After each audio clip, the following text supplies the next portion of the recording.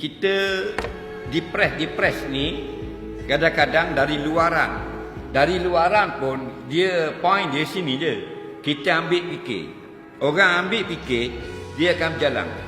Dia berjalan, kalau kau luar, dia lega. Kalau kau speak dah lubang, jadi depresi. Batu jangan banyak fikir poin-poin yang merosakkan fikiran. Nampak? Batu kena banyak kawan orang depres ni. Banyak kawan, banyak duduk di luar, banyak jalan makan angin. Biar ada makan ikan kakak pun jalan saja. Dah. Ni duduk kurung dalam bilik. Lepas tu poin yang sama dia fikir. Tu jadi tertekan. Akhirnya berkait dengan jiwa. Sebab tu kalau kita pergi hospital, kalau bagian depres, dia tak pergi hospital biasa, dia pergi hospital psikiatrik. Psikiatrik tu bukan makna orang gila, yang berkait dengan jiwa. Banyak sebut nama Allah. Banyak sebut nama Allah.